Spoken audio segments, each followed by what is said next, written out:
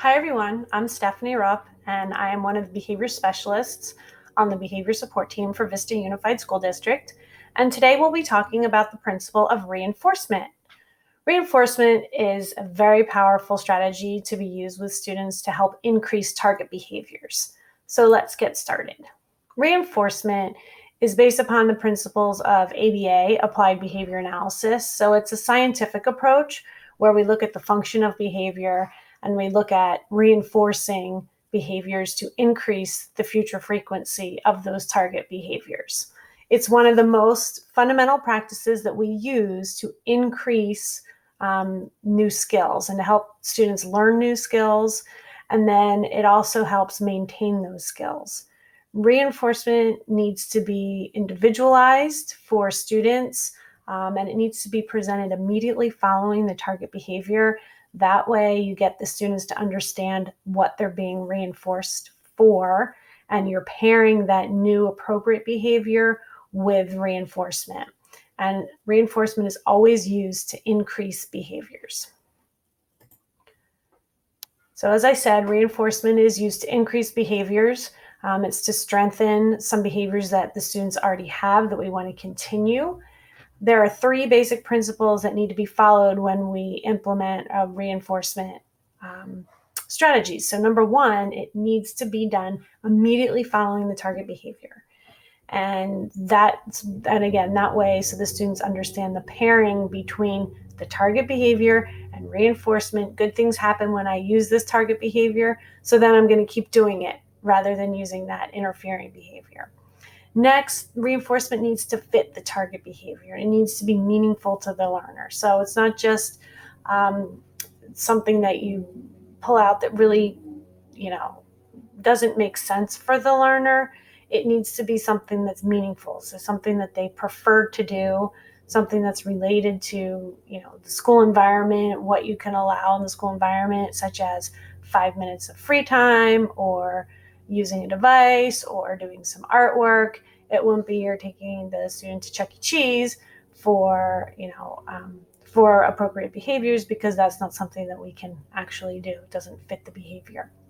And multiple reinforcers are more effective than a single reinforcer. So when we use many different reinforcers and we give students a choice, that allows them to pick what they want to do at the moment, and it's much more effective than just always giving them the same reinforcer. So let's talk about reinforcement versus bribery. Reinforcement it increases a desired behavior, and we use reinforcement. It's earned by fulfilling a predetermined behavior. So when you set up a reinforcement plan, the student knows what they're going to earn when they perform that behavior. It's not in the moment. It's not a quick fix. Rewards are determined ahead of time with the student what they want to work for, so they have a power of choice and they're involved. And then reinforcement focuses on the positive. It catches students being good. Whereas bribery focuses on the unwanted behavior. So, if you do this, if you stop doing this right now, I'll give you this. The unfortunate thing about doing that, it may be a quick fix. It may stop the behavior then and there, but then the student's going to learn over time that if they continue that interfering behavior, they're going to get offered that bribe to stop that behavior. And that's where power struggles come into play that none of us want to be involved with. So let's do a reinforcement check-in. So remember, we talked about reinforcement. We talked about whether it's used to increase or decrease the behavior. So the question is, true or false, reinforcement is used to both increase and decrease a behavior. What do you think? If you said false, you were correct. The answer is false. It's only used to increase target behaviors. So these are the behaviors that we want, not decrease the unwanted behaviors. So there are two types of reinforcement that we're going to talk about, and that is positive reinforcement and negative reinforcement. Let's start with positive reinforcement. Positive reinforcement refers to the presentation of a reinforcer after the learner uses a target behavior. So we're adding something to the environment. And there are 5 different reinforcers that we use, types of reinforcement. We use food or an edible, an activity, a tangible, social interactions, or sensory seeking behaviors. So things like a fidget or a swing. All of those are positive reinforcement. So let's start with an example. A teacher wants Matthew to greet peers when he arrives at school in the morning. To teach this skill, the teacher gives Matthew a sticker and pats him on the back each time he greets a peer when he enters the room. So that would be an example of positive reinforcement. So if you're trying to change the behavior of a student who just inappropriately bursts into the room, disrupts the class when they come in, and you want to teach them how to appropriately greet the class or just come in quietly, you would predetermine with the student what they would like to work for. So maybe they are working for, maybe they like stickers, or maybe if they earn a certain amount of stickers, that can be traded in for something else. And we'll talk about that in a little bit.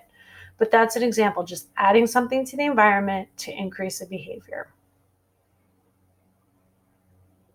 Next is negative reinforcement. So if positive is adding something, negative is removing something that's aversive to the student. So remember, with any type of reinforcement, positive or negative, they both increase behavior. Negative just means you're removing something that's aversive. So it gets rid of something they don't like, and it is used to increase the target behavior. So here's an example. A teacher wants to increase the length of time that Kathy stays in her seat during individual work time. Kathy loses interest and frequently leaves her seat during individual work time. Therefore, a teacher decides to use negative reinforcement to increase the length of time that she stays in her seat. If Kathy stays in her seat during individual work time, she will be allowed to get out of her seat for 5 minutes. So the teacher has identified the function of her behavior that she wants escape. Okay, she does not like to sit in her seat. So we want to increase that behavior because in a classroom, you need to be able to sit in your seat for an extended period of time. So the teacher built in a reinforcement system where after sitting for 5 minutes in her seat, Kathy is allowed to get up and take a break or move, allowing her to leave that aversive area behind, and then she comes back to it. So that's an example of negative reinforcement. So let's do an activity. Read the scenario below and describe how you would use positive reinforcement and negative reinforcement to increase the student's behavior. Joel has difficulty sitting still during 20-minute whole group instructional time. During this activity, Joel, he often loses focus, begins playing with items on his desk and humming, so it creates a distraction for everybody else. So what I'd like you to do is think about and identify the target behavior. What behavior do we want to increase? How would we use positive reinforcement to increase this behavior? And how would we use negative reinforcement to increase this behavior? Take a few minutes to think about that.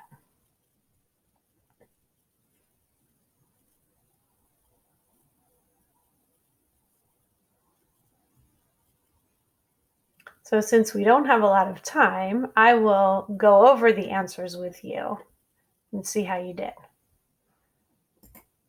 So the target behavior is staying in his seat. And you have to determine how long you want Joel to stay in his seat. If he can't sit for 20 minutes, you might just start with 5-minute increments and then provide the reinforcer and then add on as you go. So the target behavior is staying in his seat for a predetermined amount of time. Positive reinforcement, remember, is adding something to the environment. So what could you add to the environment? Well, we could add a sticker, we could add praise, we could add a high five. So we could, all of those things we can add into the environment when he's doing the correct behavior and allowing him, giving him that attention. Now, if he's an escape, the function is escape, then we know that we need to put in some negative reinforcement to help him increase his staying in his seat. And that would be allowing Joel to get out of his seat after he sits for a certain amount of time.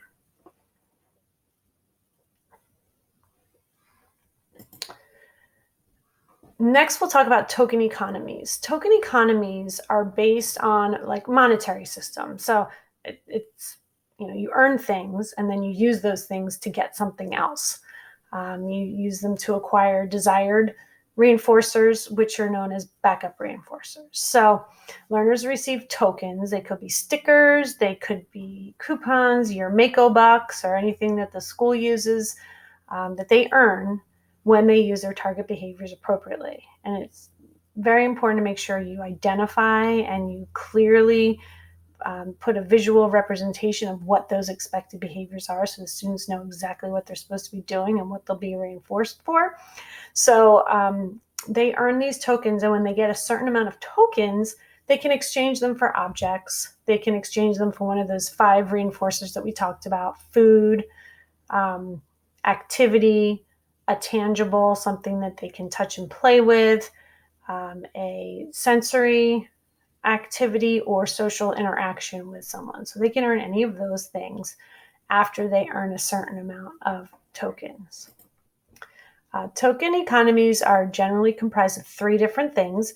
Number 1, you have to identify the target skill that you want to increase. Number 2, a medium of exchange is selected. So you need to explain to the students what they need to do, what they're earning, and then what they can get once they earn those things. Class Dojo is a token economy system where you earn your little points for Class Dojo, and then they can earn something with their Class Dojo points. So here, and then the backup reinforcements may be purchased after acquiring a certain amount of tokens. So here's some samples of token boards. The first one is, this is my rules I need to follow at school. So 4 expected behaviors are posted: hands and feet and objects to self, stay focused on my work without distracting others, follow directions the first time, and stay in my spot and raise my hand. And these would all need to be clarified to the student to explain to them what each of those behaviors mean. And then describe what the student's working for. You choose that ahead of time so they understand. Maybe they're working for Play-Doh. Maybe they're working for 5 minutes in the book area. Maybe they want to draw for 5 minutes. Or maybe they can earn a little more than 5 minutes. And then here's where you put the tokens. You can use check marks, smiley faces, just to indicate if you want to write on this or write on a whiteboard and just write these on top. That's okay too. Of course, deal breakers, hitting or throwing. If a student receives that, then they're not going to earn the reinforcer. Maybe they could earn something else, but not the super motivating reinforcer, so that they understand that hitting, even if I'm doing these things, if I hit or throw, I'm not going to be reinforced with the fun iPad at the end of the day. Maybe I get 5 minutes of break time in the book corner. I get to do a puzzle if I get myself back on track, but I'm not going to earn that big fun reward. Here's just a little cute Frozen token board with the little princesses and Olaf that you can use as tokens. You would cut those out and use Velcro. Here, the expected behaviors up at the top, and then what they're working for again is identified. Here's another one with flags. The student likes flags, and then he can earn. And typically we use 5-star token boards. You can use a 10-star token board, but these are all individualized for students. So if you have a student with a very extreme behavior and your whole group reinforcement system is not working, so if the whole group is earning things at the end and this student is continuously not earning what everybody else is earning, you might want to put an additional token board into place with the student. Principles of reinforcement. So it's very important. Reinforcement is very powerful, but it has to be used correctly. If it's not used correctly, then you're not going to see that increase in behavior that we want to see. So it's very important that reinforcement should be delivered according to a planned reinforcement schedule. And as behavior analysts and applied behavior analysis, data collection is extremely important for us to determine what that schedule of reinforcement would be. However, in your situations, you don't have an opportunity to collect data. It wouldn't be appropriate to collect data on your students, but you can again make observations and make a hypothesis and determine, it seems like so-and-so can sit for about 20 minutes, and after 20 minutes, they get pretty squirrely. So giving them an opportunity to earn that reward right before that 20 minutes hits, so you can prevent that behavior from occurring, that will make the behavior increase more. Reinforcement should be delivered frequently And initially, it needs to be determined, it needs to be consistent every time the student performs that behavior. That's when you would give them a reinforcer, whether it's a token, praise, they ask for a break, giving them a break, those type of things. You want to do it frequently, and you want to be enthusiastic about it. That means that you need to show them that you care, that they're earning it. It's not just, here's a check mark, or give yourself a check mark. Really make it meaningful to them by pairing you and your attention, especially if the functional behavior is attention. You pair attention with earning that reinforcer. That will increase the rate of behavior more quickly. Eye contact, make sure you're looking at the students when you give that reinforcement. Describe the target skill when you give the reinforcement. Say, I love the way you sat in your seat today. You did a great job sitting still. You sat for 15 minutes. Way to go. I'm so proud of you. Things like you worked hard. Pair reinforcement with social reinforcement again. Tell them you see that they're doing a great job. Provide a variety of reinforcers. Give students a choice. Maybe they can pick from 3 different activities that they can do during their free time. So that, again, that gives them a power of choice. They may get bored with the same reinforcer over time. It gives them an opportunity to decide what they want to do. And make sure they're age appropriate. You won't want to be, you want to make sure that if it's for an older student, you wouldn't want to necessarily give them something that's more childish. Same thing for a younger student. You wouldn't want to allow them access to something on the Chromebook or a video game that's not appropriate for their age level. And just a couple more considerations when we talk about reinforcement. A reinforcement program will not be successful unless the learner is highly motivated by those reinforcers. So the way that we determine if those reinforcers are motivating is by conducting a preference assessment. And of course, again, with the scientific part of applied behavior analysis, you have behavior analysts who have a very strategic and structured way of determining preferred activities or preferred reinforcers for students. At this time, you guys don't have access to that, but you can observe and you can ask people. You can talk to teachers, you can talk to the student, you can talk to even parents to say what really motivates the student. And then you can determine what is the most appropriate activity or reinforcer for school. It's important to note that if you continuously use the same reinforcer and you reinforce too often with that same reinforcer, something called satiation happens. And that's just when you use it too often, the students get bored of it and then they stop wanting to emit the behavior, the appropriate behavior. So that's why we want to give our kids choices. We want to make sure they understand. You may not feel like playing with this toy today. You may want to play with this other toy. Just make sure you ask them before they earn it for the day. Maybe they change their minds right before it happens. Sure, we all change our minds as long as it's on the choice board. And then if they want a choice that's not on the choice board, you can say, hey, you know what? Today you can play with this, but let's look into having you earn that on another day. And then the last thing to look out for is deprivation. And that's systematically withdrawing the use of reinforcement. Of course, that's important because over time, we want students to be naturally reinforced in the environment. And that just means we want them to be able to do those appropriate behaviors because they're supposed to, and they get your positive attention and they get positive peer attention in the environment. But we need to make sure we're systematic when we withdraw that reinforcement. We don't want to withdraw it too quickly, but we also may want to withhold certain reinforcers until maybe the end of the week so that they're not earning their most favorite reinforcer every day, which they may be initially when they're learning how to use the target behavior. But over time, maybe they can only use that iPad every week or every other day. So systematically withdrawing the use of reinforcement is very powerful in increasing those target behaviors. In conclusion, I just want to go over the terms we talked about just to review. With reinforcement, we talked about positive reinforcement, which is adding something to the environment to increase the future frequency of behavior. We talked about negative reinforcement, which is taking something out of the environment, removing an aversive stimulus to increase the future frequency of behavior. We talked about a token economy, which is where the monetary system, where we use tokens to trade in to earn something else.